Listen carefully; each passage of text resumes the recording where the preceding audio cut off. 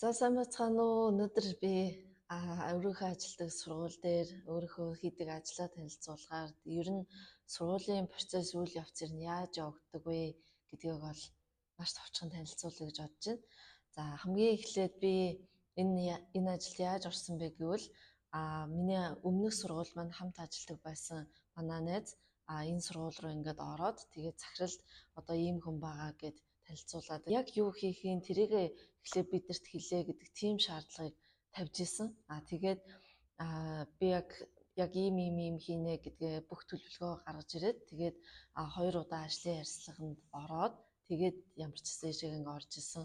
2023 оны яг 3 сарын 1-нд орж исэн. За тэгээд нийтдээ миний өмнөх сургуульдаа болохоор бас жил гаруй ажилласан байсан. Өмнөх сургуульдаа болохоор бас манай найз Лиза надад туслаад тэгээд орж исэн. За тэгэхээр нийтдээ сургууль ажиллаад 3 жил гаруй болж байгаа.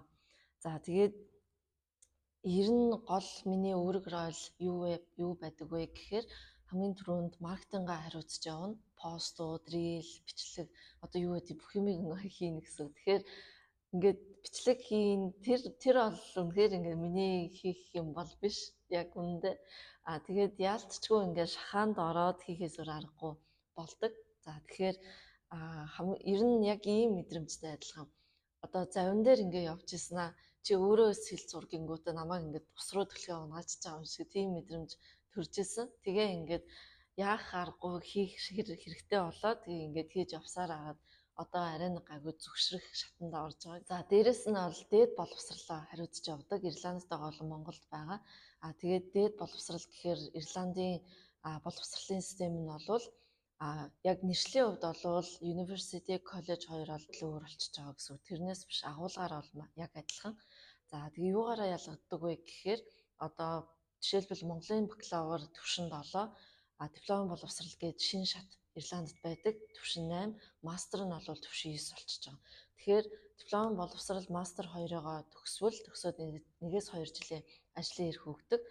За тэгэхээр одоо тэр дээд сургуулиуд руу ингээ аплайдж байгаа оюутнуудын бүртгэлийг хариуцсан, тэр оюутнуудаа мэдээлэл өгдөг. За тэр бол ингээ маш их хугацаа авдаг. За энэ дашрамд би танд нэгэн гоё мэдээллийг хүргэе.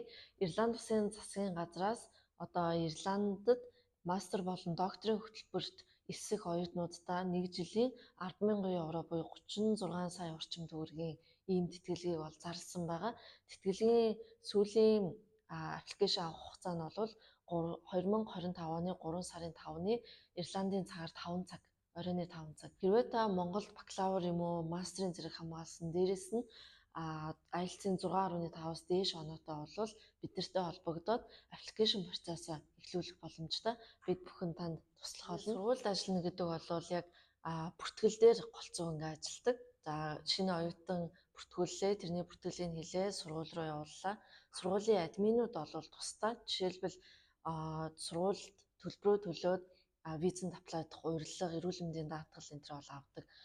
Гэхдээ тэрийг бол шууд ингээд дэлгүүрт мөнгөө өгөөд авч байгаа бараатаа ерөөсөө адилтгаж болохгүй. Энэ болохоор одоо бид нар хичнээн ингээд хүмүүсийн бүртгэлийг хийдэг ч гэсэндээ тэр захаа гаргах, тамга дарах, гарын үсэг зурх эрх нь бол бидэрт байдаггүй. Тэгэхээр бид нар бүртгэлийг хийчээд тэр шаардлагатай хүмүүс рүү нь явуулна. Тэр хүмүүс нь тэр захааг гаргахын тулд эхлээд төлбөрийг хүлээж авсан уу гэдгээ шалгана. Төлбөр хүлээж авсан болвол гарын үсэг зурдаг, тамга дарддаг хүмүүс нь бас тусдаа, захааг хэвлэж гаргадаг нь тусдаа гэдэг ийм шат амжилгаар ингэж явдаг учраас хизээч ийм шууд мөнгө төлөнгөтэй маргааш нь захааг авъя гэдэг тийм зүйл бол байдаггүй. Тэгэхээр энэ хооронд бол 5-аас 10 ажлын хоног бол болдог. Ялангуяа олон улсаас аплайдж байгаа оюутнуудын хувьд бол 10 ажлын өдөр бол зоолттой авдаг тийм бай. Дараагийн миний хариуцдаг юм нь болохоор Монголд манай багийнхаа ажиллаж байгаа. Багийнхандаа бол маш их талархдаг.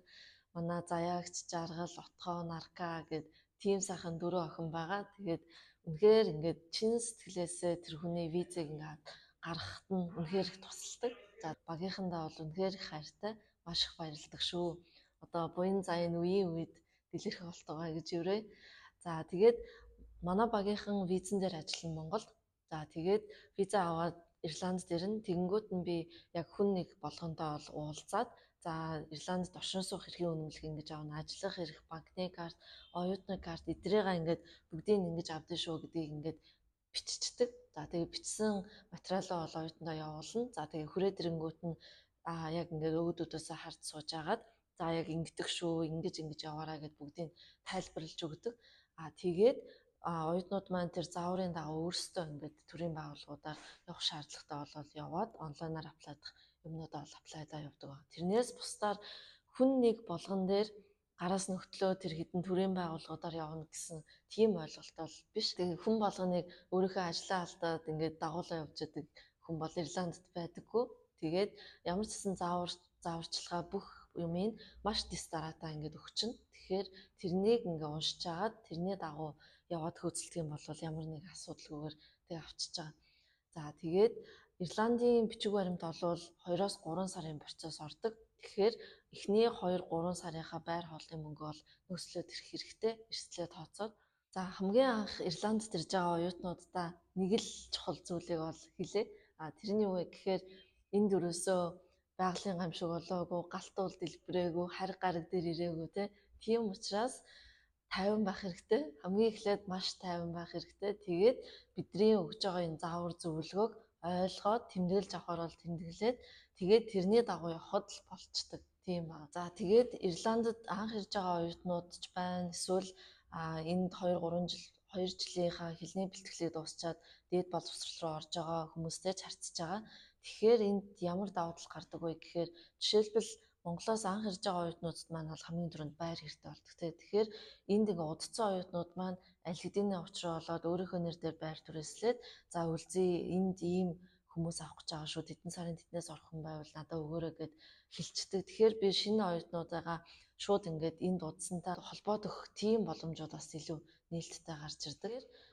Ийм зүйлсүүдийг би бол ингээ хариуцж ажилладаг учраас маш олон хүн надтай ингээд холбогддог. Тэгэхээр тэр хүмүүст ингээд дараалалаар нь хариуг нь өгөөд явахаар одоо таныг ингээд чат бичвэл шууд ингээд хариу өгөх боломжгүй. Тэгэхээр ингээд хэрвээ би уулзалттай байх үедээ утсан оролдох боломжгүй тэр хооронд бас зөндөө олон юм болцсон маш олон мессежүүд ингээд ирсэн байж байгаа. Тэгэхээр ингээд яалтчгүй дараалалаар нь ингээд явсаар агаад хариуг нь олгодог шүү. Тэгэхээр энэ болгоныг ингээ ойлгож байгаа оюутнуудаа маш их баярлалаа. За тэгээ оюутнуудаа бол хэрэгтэй мэдээллийг ингээд өгөөд тэгээд амьдралд нь нэг ч гэсэн жижигхэн алхамж бай, том алхамж бай.